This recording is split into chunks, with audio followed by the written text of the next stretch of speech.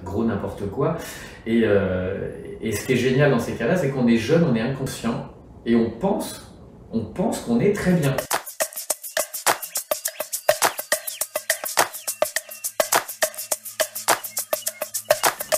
Bonjour, c'est Dani Ross de Human Connection.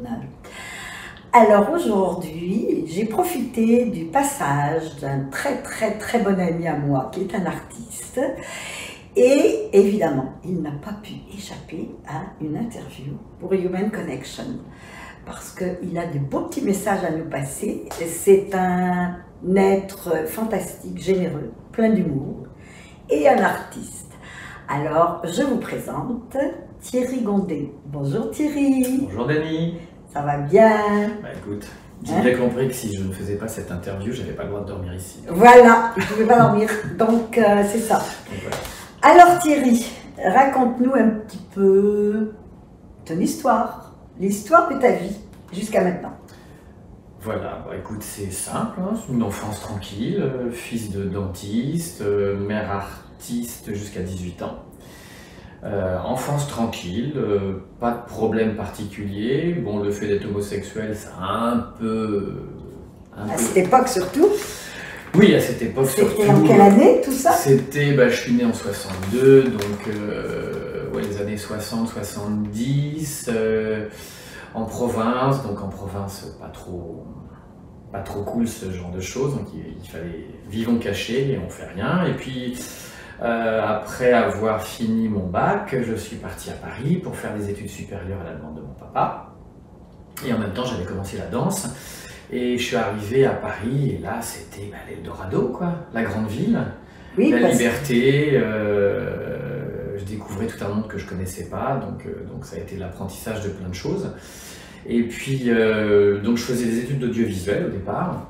J'ai fait ça pendant 1 an, et ça me plaisait pas plus que ça. En fait, j'avais plus envie d'être devant la caméra que derrière, et donc très courageusement, j'ai écrit à mon père, parce qu'on ne parlait pas à ce genre d'homme à l'époque, macho des années 30, ouais. Et pour lui dire que je voulais pas continuer. Et là, il m'a dit très bien, tu veux pas continuer tes études supérieures, qu'est-ce que tu veux faire?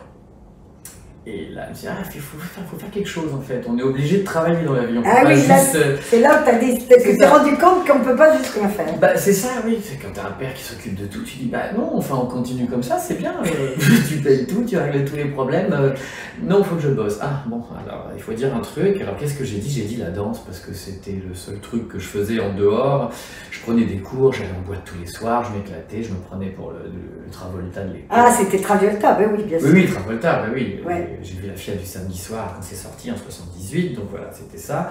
J'ai dit la danse, et donc mon père a été relativement cool, il m'a dit, comme tu as 1 an d'avance, je te paye 1 an de cours de danse, et si au bout d'1 an tu n'as rien fait, on est d'accord que tu retournes à des études sérieuses. Donc, un métier sérieux. Pas un métier d'artiste, surtout. Voilà, parce que pour mon père, le métier d'artiste, pour le citer, c'est des métiers de crève la faim. Ce en quoi il n'avait pas tout à fait tort. Ça peut par moment être le cas. Donc j'ai accepté le deal, parce qu'en même temps, j'avais pas trop le choix. Et au bout de 6 mois, j'ai été repéré par un chorégraphe et j'ai commencé à travailler dans la danse. À ma grande surprise, mon premier contrat au bout de 6 mois de cours à Paris, et pour la télévision en plus. Donc je suis rentré par la grande porte, entre guillemets, et j'étais épaté qu'on soit payé pour faire un truc qui n'était pas du travail. Qui n'était pas du travail. Oui, parce que tu aimais même ça. Si c'était une émission d'opérette, et que l'opérette, c'est pas trop mon truc, mais bon, j'étais à la télé, je m'amusais, et on me payait pour. Et tu étais bien payé? Relativement, et les danseurs sont toujours les plus mal payés, c'est le métier le plus long à apprendre, qui a l'existence la plus courte, et où on est le plus maltraité. Ah oui? On est maltraité physiquement d'ailleurs, parce que le métier est dur sur le corps. On est maltraité moralement, parce qu'on se fait hurler dessus quand ça va pas. Les chorégraphes sont souvent très durs, en tout cas ils l'étaient à l'époque, je ne sais pas ce qu'ils sont devenus maintenant. Et c'est là où tu es le moins bien payé. Ce qui est assez étonnant, parce que les métiers artistiques, c'est quand même le plus exigeant. Le plus exigeant, ça prend une discipline. Il faut des années de formation, et puis voilà, puis après le corps vieillit très vite, donc les douleurs arrivent très vite, ça s'arrête très vite, enfin bon, voilà, c'est comme ça, c'est une situation, et c'est toujours le même cas. Hein. Et donc quand tu as commencé la danse, tu avais quel âge? J'ai commencé à prendre des cours très tard en fait. J'avais commencé, je pensais pas que j'en ferais mon métier d'ailleurs, j'avais commencé au Sable d'Olonne, donc sur la côte atlantique française. Mon pays, les Sables d'Olonne. Voilà, côte atlantique française, c'est très beau. Ouais. Et donc avec une prof, une fois par semaine comme ça et tout. Donc j'ai commencé tard, j'avais déjà 15 ou 16 ans. Donc le corps est déjà formé, donc c'est tard en fait. Ah, c'est tard, commencer à 15 ans. Oui, bah oui, parce que pour toute la souplesse et tout ça, je faisais du trampoline, j'avais des cuisses comme ça, enfin, rien n'était gagné. Et les cours que j'ai pris à Paris, j'ai pris les cours de barre au sol, c'est des cours très très durs, c'est pendant 2 heures le matin, c'est de la torture, on nous tire dans tous les sens. Et à ma grande surprise, je suis passé avec mes cuisses de footballeur, d'un seul coup je me suis retrouvé à avoir les écarts dans tous les sens, c'était vraiment inespéré. Et donc je suis devenu très souple très vite, mais bon, j'avais pas de technique, donc je sautais dans tous les sens, c'était gros n'importe quoi.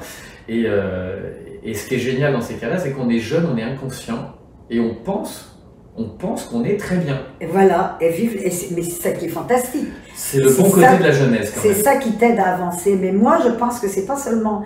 Il faut garder cette espèce de naïveté, une petite part d'inconscience, même en vieillissant. Parce que c'est ce qui nous permet d'avancer. Parce qu'il nous permet d'oser en fait. Quand vieillissant, on sait trop les choses, on hésite. Si on pèse le pour et le contre, ah oui, non, tandis que là... si on fonce, comme un enfant, on fonce, ça nous amène beaucoup plus loin. Côté, on va révolutionner le monde. Enfin, c'est souvent ça quand on est jeune. On sait mieux que nos parents, ils n'ont rien compris, truc.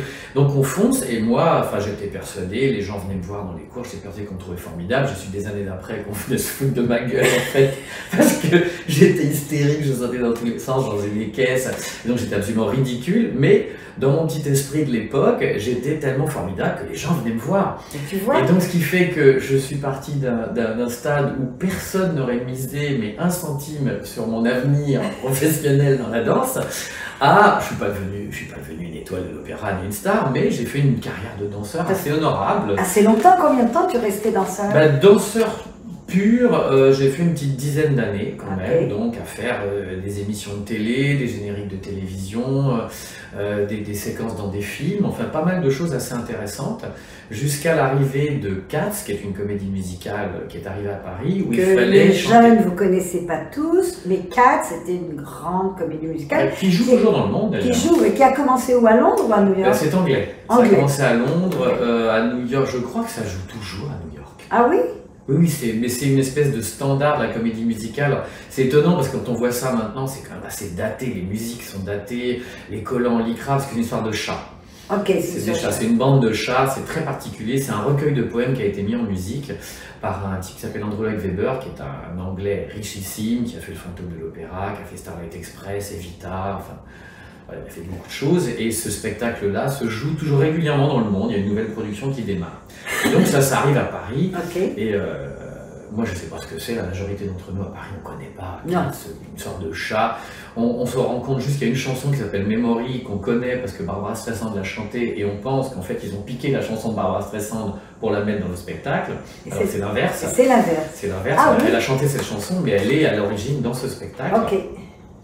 Et donc on auditionne pour ce truc, ça révolutionne tout Paris, parce que les danseurs, c'est un spectacle où il faut être danseur accompli, parce que c'est chorégraphié de A à Z, mais il faut chanter aussi, et chanter en dansant. C'est là que tu commences une carrière de chanteur. C'est là que je commence le chant, je réussis à être engagé dans ce spectacle, donc ma première grosse expérience de comédie musicale, très formatrice, parce que la chorégraphe n'était pas chanteuse, donc elle se fichait complètement du fait qu'il fallait chanter, elle faisait ses chorégraphies dans son coin, et donc tu es en équilibre sur une fesse, une patte en l'air, il faut chanter des notes improbables, c'est un truc démentiel. Et puis ça a été la première d'une série, donc j'ai fait ça, après j'ai fait la version Broadway de Peter Pan à Paris, où il y a une chorégraphe, la chorégraphe du spectacle m'a dit « Mais est-ce que tu connais Starlight Express, qui est une comédie musicale sur patin à roulettes, du même auteur d'ailleurs, qui est encore plus difficile que Cats ?» Je dis « Non, je connais pas, mais je connais la chorégraphe, il y a des auditions à Londres, tu devrais aller à Londres. » Donc je pars à Londres, j'auditionne à Londres. De fil en aiguille, je suis engagé sur ce spectacle, mais pas pour la production de Londres, pour une autre qui est en Allemagne, dont j'ignore complètement l'existence, qui est un énorme, qui joue toujours, qui fait 34 ans qu'elle joue le droit. Et donc je suis engagé sur ce spectacle et je pars à l'aventure en Allemagne. Je ne m'attendais pas du tout à partir un an de contrat, parce qu'en France on n'avait pas des contrats comme ça, à part dans les cabarets. Et donc je me retrouve en Allemagne pour ce que je crois être un contrat d'1 an, et j'y resté 10 ans. 10 ans. Donc tu parles allemand maintenant un peu. Alors j'avais pris ça en seconde langue, comme quoi c'est important les langues à l'école. Ah, On croit que ça oui. sert à rien. Quand j'ai passé mon bac, je luttais comme beaucoup de Français avec l'allemand qui pour nous est un casse-tête. Ah, c'est difficile. La Oui. grammaire, tout ça c'est La compliqué. grammaire est compliquée. Et quand je suis arrivé en Allemagne, ça faisait 17 ans que j'avais passé mon bac, et je me suis dit, mais à quoi ça servait d'apprendre l'allemand? En fait, je m'en suis jamais servi, et je ne parlais pas couramment, c'est évident, parce qu'on apprend à l'école, bon. Mais la langue n'était pas étrangère, je reconnaissais des choses, je comprenais certains mots, donc j'ai pris des livres, j'ai commencé à étudier tout seul, puis après j'ai pris des cours particuliers, puis je me dis, quand même, je suis en Allemagne, il faut que je parle allemand absolument, puis on chantait en allemand de toute façon. Oui. Et je ne savais pas que j'allais faire 10 ans en Allemagne. Donc comme j'ai fait 10 ans en Allemagne, après j'ai fait des comédies musicales, il fallait jouer la comédie. Donc jouer la comédie dans une langue qui n'est pas la tienne, c'est encore un stade au-dessus. Oui, oui. Et donc de fil en aiguille, j'ai enchaîné les spectacles en Allemagne. Après Starlight, j'ai fait Grise, où j'ai rencontré Olivia Newton-John, ce dont je suis très heureux. Parce qu'elle vient de nous quitter. Qui nous a quittés. Elle vient de nous quitter, j'ai eu la chance de la rencontrer. Ah oui? Elle avait 50 ans, elle venait de vaincre son cancer qui malheureusement l'a rattrapée après. Mais... Donc je l'ai rencontrée, c'était une héroïne d'enfance. Moi j'ai vu Grise quand c'est Ben oui. c'était... Ben oui. Okay. Donc Olivia, donc j'ai pu la rencontrer, donc ça fait des rencontres formidables. J'ai rencontré des Allemands, des Américains, des Italiens, parce que c'était très international là-bas. Donc j'ai fait Grise, après j'ai fait La Belle et la Bête, qui est la version Broadway. Ça c'est le plus beau souvenir de comédie musicale que j'ai eu, parce que ce spectacle était juste hallucinant. Puis le rôle de Lumière, c'est... Mais ça c'était à Paris? Non, c'était à Stuttgart. Encore à Stuttgart. J'ai fait 3 ans, je l'ai joué 550 fois. Waouh. Et puis après, j'avais une dette à payer, j'avais fait des bêtises. Donc j'ai refait Cats, mais en allemand cette fois-ci, en changeant de rôle. Voilà. Et après, la boucle était faite, c'était de 30 à 40 ans. Et donc je me suis dit d'un seul coup, ok, j'ai 40 ans, je viens de passer les 10 plus belles années de ma vie hors de chez moi. Oui.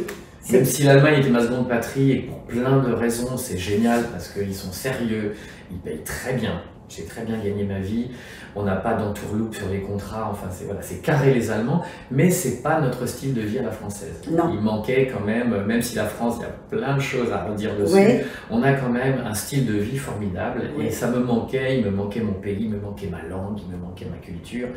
Donc j'ai décidé de rentrer en France, et là dans un premier temps j'étais un peu choqué, parce que je sortais de productions magnifiques, de taille fabuleuse, et ce qui se passait en France, c'était des trucs pas terribles, pas bien payés, pas très pro, après ce que j'avais connu, qui était quand même du très très haut niveau. Donc ça a été un peu un choc, où il a fallu faire des petits contrats à droite à gauche, pas formidables. Mais par contre, les rencontres encore, j'ai fait un contrat où on n'a même pas été payé, parce qu'en fait le type a déposé le bilan après qu'on a eu fait le contrat, donc on n'a même pas été payé. Mais j'ai rencontré une fille géniale qui est une humoriste française qui s'appelle Christelle Cholet, qui est une drôlerie sans nom, qui m'a permis de rencontrer son mari, qui lui a écrit un one-man show, enfin un one-woman show pour le coup après, et qui m'a dit on va te tester, donc il m'a fait faire à moi du one-man show derrière, qui est une expérience très éprouvante, parce que comme le nom anglais l'indique, on est seul. Seul, oui. Ouais. On est seul, et donc contrairement à tous les spectacles que j'ai fait, on n'a personne avec qui partager les choses. C'est ça. Alors si ça se passe bien, c'est absolument extraordinaire parce qu'on reçoit une espèce d'énergie de la salle. Faire rire des gens, c'est un pouvoir extraordinaire. Ben comme tu dis, c'est un pouvoir. Oui, c'est fabuleux, puis c'est enrichissant, on reçoit des vagues. Mon plus beau souvenir avec ça, je faisais la première partie de Christelle à l'Olympia, donc j'étais seul sur la scène de l'Olympia. Bon, les gens n'étaient pas venus me voir moi, mais ils m'avaient moi devant, donc j'avais 2000 personnes devant moi, et on se prend 2000 personnes qui rient ensemble, c'est une espèce de vague d'énergie que vous arrivez en pleine face, c'est jouissif. Complètement. C'est fabuleux. Alors donc là, tu es devenu humoriste à ce moment-là. Donc là, sans chercher, on a rajouté, donc on utilise ses compétences de comédien, forcément, parce que... Oui. Alors je ne faisais pas des sketchs, j'étais dans le mode qu'on appelle stand-up, où on s'adresse directement au public. Okay. Alors c'est très particulier, parce que c'est le contraire de tout ce qu'on a appris en spectacle. Ce qu'on appelle le 4e mur, normalement, c'est le public. C'est-à-dire que lui nous voit, mais on est censé être dans une pièce fermée, et on n'est pas censé les voir, eux. Or, en stand-up, il faut faire tomber ce 4e mur parce qu'on s'adresse à eux. Oui. Et quand on a passé des années à les ignorer, justement, pour qu'ils aient l'impression qu'ils sont en voyeur, puisque le public, c'est un petit peu ce qu'il fait, il est voyeur d'une situation, c'est très compliqué d'arriver à les regarder, à communiquer directement comme si c'était un pote, et c'est ce qu'il faut faire. Si on les inclut pas dans le spectacle, ça ne marche pas. Non, parce qu'il faut, c'est une énergie commune, il faut que ça passe. Il faut que ça passe. On peut s'adresser à eux, on peut leur parler. Ce qu'on ne fait pas dans un spectacle. D'ailleurs, je suis allée voir un de tes shows, je me souviens, et c'était très sympathique. Du One? Oui, c'était une expérience super. En plus, j'utilisais mes compétences de chanteur, parce que je chantais aussi, parce que j'avais un sketch où je me moquais des comédies musicales et tout ça. Donc il y avait ça, il y avait un peu de danse, à un moment je mettais des patins à roulettes, il y avait une petite allusion. Je racontais des anecdotes sur des expériences passées avec des chanteurs qui sont connus en France, Mireille Mathieu, Johnny Hallyday, j'avais des anecdotes à raconter. Donc les gens adorent ça, parce que ça leur montre un aspect qu'ils ne connaissent pas d'un artiste connu, donc comme ça, du Mireille Mathieu, les gens ont une image de Mireille Mathieu, un peu godiche, un peu machin, et quand je raconte l'anecdote, les gens ils font « mais non, mais elle avait un sens de l'humour énorme, elle était très très drôle ». Donc tout ça c'était très intéressant, j'ai fait ça pendant 15 mois, ça fait des expériences, et dans toujours l'histoire de rencontres, un jour, je faisais une première partie de spectacle et après ma première partie, je distribuais mes flyers dans la salle pour que les gens viennent me voir dans ma petite salle, bien sûr, qui n'était que de 100 places, c'était pas l'Olympia. Et donc je distribuais ça, et en distribuant ça, je vois une dame que je connaissais parce qu'elle est très connue dans le monde du doublage, qui est une comédienne, qui est la voix française de La Petite Sirène, de Terry Hatcher, de plein de choses comme ça. Et je l'avais contactée pour essayer de rentrer dans le doublage, ça commençait à m'intéresser, c'était un nouveau truc. Et je la vois et je fais « Ah, Claire Guyot !» Et puis on se connaît, elle venait de me voir, elle avait aimé ce qu'elle voyait, elle était très surprise que la personne qui était sur scène, qu'elle ne connaissait pas, la connaisse elle. Et elle me dit « Ah bon, oui, non, oui, on s'est parlé sur Facebook, ah peut-être, voilà. » Et ça en reste là. Et il se trouvait qu'entre-temps, j'avais travaillé à Disneyland, j'étais dans le fichier des artistes de Disneyland, et il y a une série qui était arrivée dans un studio de doublage à Paris où il fallait des chanteurs pour doubler. Et la série est arrivée très tard, il fallait trouver très vite des chanteurs avec un profil précis, des physiques précis comme ça. Et donc, chose qu'ils ne font jamais, le studio de doublage a appelé le parc de Disneyland pour demander des noms d'artistes. Et dans ces noms d'artistes, il y avait le mien, j'ai passé des essais, j'ai été engagé, et donc j'ai été engagé comme chanteur. Donc dans un premier temps, je chantais le générique de fin de ce truc-là, et dans les couloirs de ce studio de doublage, je retombe sur la fameuse Claire Guyot. Le destin. Le destin, que j'avais vu dans ma salle après mon premier film. Ah, qu'est-ce que tu fais là?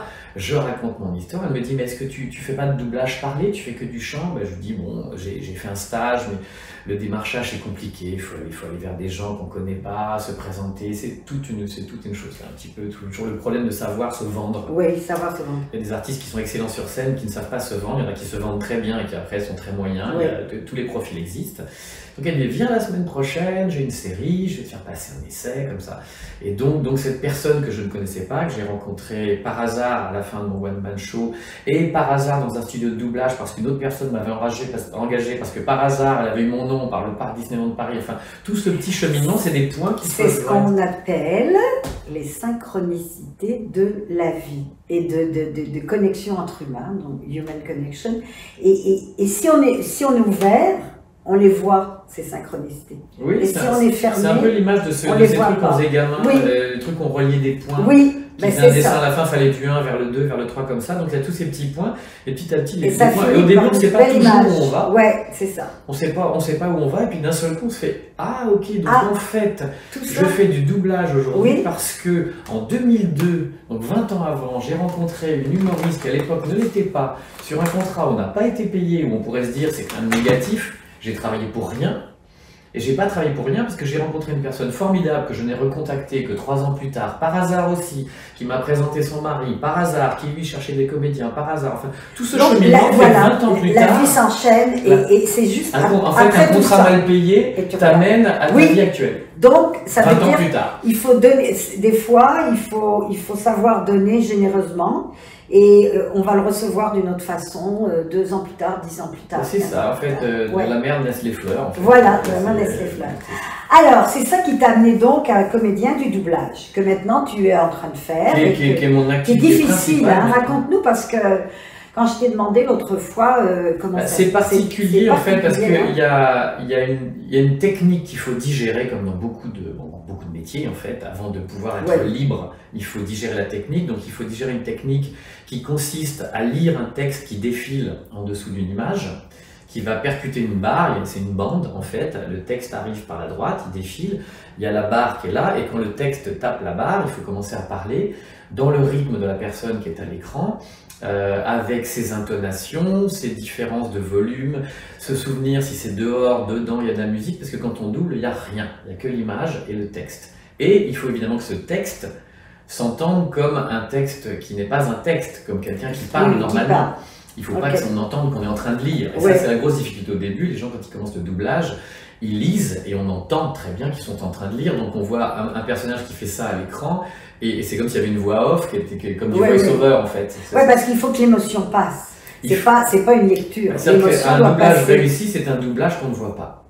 Oui, c'est ça. Donc c'est-à-dire qu'on voit un personnage à l'écran, on ne se pose pas la question de savoir si c'est sa voix ou pas. C'est sa voix. C'est un acteur américain, c'est très souvent le cas. Et on se dit, bah oui, mais il parle couramment le français, tout est normal. Et il faut que ça soit ça. Et avant d'arriver à ça, il faut donc digérer cette technique, parce que pendant qu'on est en train de lire, bien entendu, on ne peut pas voir l'image, on a du mal à mettre un œil en haut, un œil en bas, compliqué. Donc il faut arriver à remonter vers l'image, mais si on remonte trop longtemps, on redescend trop tard, on rate le texte. Donc voilà, il faut digérer cette technique.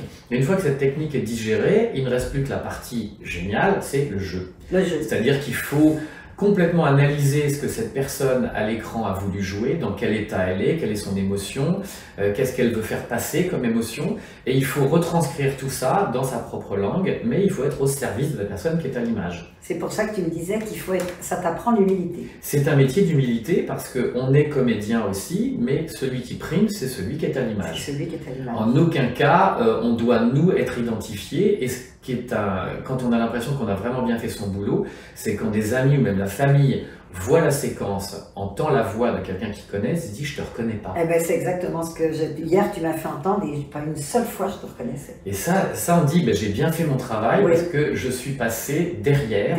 C'est pas moi. C'est pas toi. En fait, on joue par procuration. Je suis en train d'être l'instrument de cette personne d'un seul coup qui, au travers de moi, va être compréhensible pour les francophones. Oui. C'est fantastique. Mais c'est très intéressant parce que ça permet de vivre plein d'émotions, plein de choses. En plus, on doit faire passer tout ça par notre voix sans pouvoir utiliser notre physique parce qu'on est derrière un micro. Donc on ne peut pas bouger, on ne peut pas sauter. Quand les personnages sont essoufflés ou avec une émotion comme ça, on ne peut pas, nous, faire ce qu'eux ont pu faire, c'est-à-dire physiquement amener à ce que la voix fasse ça. On doit faire ça par la voix sans bouger. Donc s'ils sont en train de courir ou quelqu'un qui est en train de marcher, forcément il cherche son souffle, donc ça s'entend dans la voix. Mais nous, on ne peut pas marcher. Si on part du micro, on ne nous entend plus. Donc c'est tout un truc à faire, donc il nous oblige à mobiliser tout ce qu'on peut faire pour les émotions, les différences de tonalité, parce qu'un personnage avec une certaine émotion va avoir la voix qui va monter peut-être, ou s'il veut devenir grave, qui est en colère, sa voix va descendre, parce qu'il va vouloir envie d'être beaucoup plus grave, beaucoup plus impressionnant. Et tout ça c'est très intéressant parce que ça relève un peu de la psychologie. On est obligé d'avoir la psychologie du personnage, dans quelle situation, qu'est-ce qu'il vit, qu'est-ce qu'il veut faire passer, et comment je retransmets ça moi. Ah oui, et alors, et là c'est vraiment un travail d'une intensité quand on parle des fois de vivre le moment présent. Là tu dois vraiment être là 100% tout là quoi. Oui, parce que avec la difficulté pour sentir tout ça. De partir d'une langue dans une autre et se rendre compte que on ne peut en aucun cas suivre ce qu'on appelle la musique de la langue originale. Non. Bon, très souvent on parle de l'anglais, mais on a aussi de l'allemand, on a de l'italien, des trucs comme ça. Et quand on parle de langues assez chantantes comme l'anglais et encore pire l'italien, qui rebondissent dans tous les sens comme ça, la tendance serait d'aller vers ce qu'ils font. Mais alors on va se mettre à parler comme ça, et c'est impossible en français. Donc il faut qu'on arrive nous avec la manière dont on parle qui est assez droite, à retransmettre quand même toute l'émotion que l'original il a mis. Il faut qu'on arrive, donc ça ne peut pas, on peut pas truquer. On ne peut pas truquer, c'est pas sur la musique qu'on va y arriver. D'ailleurs, quand on fait ça, les directeurs artistiques, donc ce qu'on appelle aussi les directeurs de plateau, ceux qui dirigent la séance, nous disent systématiquement « Ah, attention, tu chantes ». Donc chanter, c'est quand d'un seul coup, ça n'est plus du tout naturel la manière de parler, ça se met à faire des bonds dans tous les sens. On a plein de choses à gérer aussi parce que souvent, comme on parle de l'anglais, qui est une langue plus concise que le français, quand la traduction est faite, on est beaucoup plus long en français. Bien sûr. Donc très souvent, la même idée va être séparée par ce qu'on appelle un ballet. C'est-à-dire que comme le personnage va arrêter de parler, on est obligé de s'arrêter en même temps que lui, mais on n'a pas pu en français terminer l'idée. Oui, je comprends. Donc c'est très souvent, si on fait attention quand on regarde les doublages, on va très souvent avoir un personnage qui s'est arrêté avant de continuer son idée. Et ça, c'est pas toujours parce que c'est ce qu'il voulait faire dans le jeu original, c'est parce que dans la traduction française, on n'a pas pu tout loger dans la première partie. Donc c'est pour ça qu'il a fallu s'arrêter avant de continuer. Ah, et donc nous, il faut qu'on gère ça comme si c'était le fil de la pensée qui continuait et qu'on n'entende pas cet arrêt qui est imposé par la bande rythmo. C'est comme si d'un seul coup, tu t'arrêtes de parler. Tu peux pas faire ça. Alors, vous voyez que c'est vraiment... je suis tellement contente d'apprendre ça parce que c'est vrai que je savais pas que être un comédien de doublage est quelque chose d'aussi difficile. Mais tu aimes beaucoup comédien, ça. Il faut être comédien en fait. C'est ça aussi que ne comprennent pas beaucoup de gens qui veulent rentrer dans le doublage, qui veulent définir « Ah, j'aimerais bien faire ça » ou du dessin animé ou du film d'action, parce qu'on a tout. Et la première question qu'on leur pose, si vous êtes comédien, et il y en a beaucoup qui font « Bah non, je savais pas. Ben, ça va pas. Ben non, moi non plus. Ça va pas parce que vous allez doubler des comédiens, donc des gens qui jouent. Et donc vous, quand vous allez parler en français, vous ne faites pas que parler, vous devez rejouer la scène. Tu rejoues la scène. Donc il faut la comprendre, il faut savoir la retransmettre. Et donc c'est un passage obligé, il faut être comédien, il faut savoir ressentir les choses. Et après, il faut être un comédien qui finalement est un comédien humble, qui se met au service de la personne qui est à l'écran.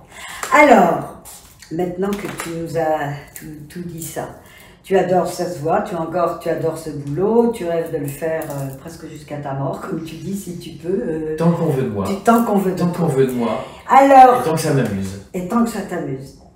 Et maintenant, à travers ce parcours de vie, tu es maintenant arrivé à un âge mature, nous ne dirons pas quel âge, c'est pas important de toute façon, c'est l'âge du cœur. Ça s'appelle un senior, hein, on est arrivé, ça s'appelle un senior, ça fait un peu curieux de se dire. Bienvenue dans le monde des seniors et des senioras. Tu dis, ça y est, depuis cette année, je suis officiellement un senior, et donc j'ai des réductions seniors sur les trains, par exemple. Voilà, alors c'est ça. J'ai fait, ah bon, on va voir le côté positif de l'affaire, j'ai des réductions sur les trains.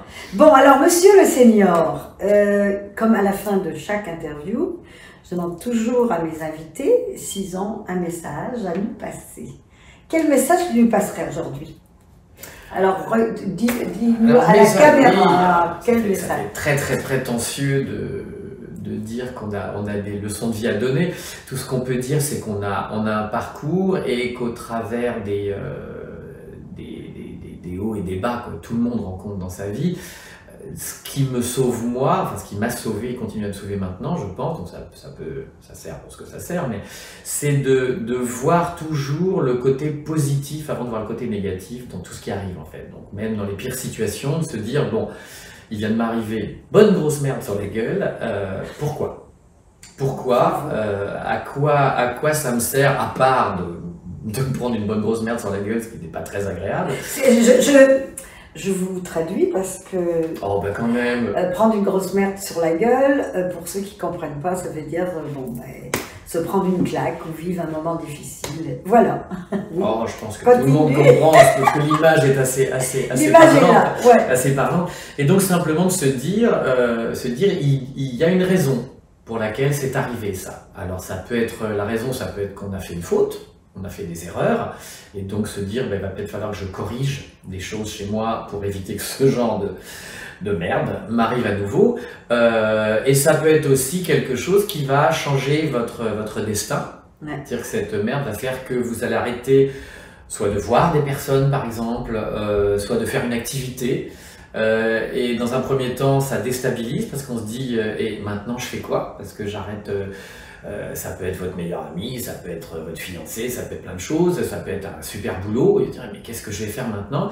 Et une porte qui se ferme, automatiquement va en ouvrir une autre si on est disposé à la voir. Voilà, et il faut que c'est ça. C'est ce que je disais toujours, open mind, et que dans la vie, on a toujours le choix. Ou bien on est une victime quand il nous arrive quelque chose, ou comme le vient de le dire Thierry, eh ben ok, oui, là il m'arrive une merde, il m'arrive, qu'est-ce que je fais? Et pourquoi? Et là, faire le travail sur nous. Et de toute façon, comme tu dis, ça nous amène ailleurs, ça nous amène à autre chose. Et il fallait passer par là. Moi, c'était mon cancer, c'est comme pour ça que j'ai décidé de faire cette chaîne, pour dire, ce n'est jamais fini. Et toujours prendre ça comme pas comme une leçon, mais comme une expérience qui dit, ok, là, peut-être je vais changer de trajectoire. C'est une étape. Ça y est, là. ça marche pas, bon, on va ailleurs. Alors Thierry, ben, j'ai adoré faire ça avec toi, ça a été, mais alors... J'ai payé ma chambre. Oui, ça a été complètement spontané, on a décidé ça ce matin, que voilà, tu allais partager ce moment. Elle m'a logé, elle m'a nourri aussi. Et je l'ai nourri en plus. Alors, je vous dis au revoir. N'oubliez pas de partager ces interviews avec vos amis, votre famille, et surtout de vous inscrire, ou peut-être de mettre un petit like. Alors, au revoir Les deux, et à c'est bientôt. possible, hein. Et les deux aussi. Oui, oui. Ok, au revoir.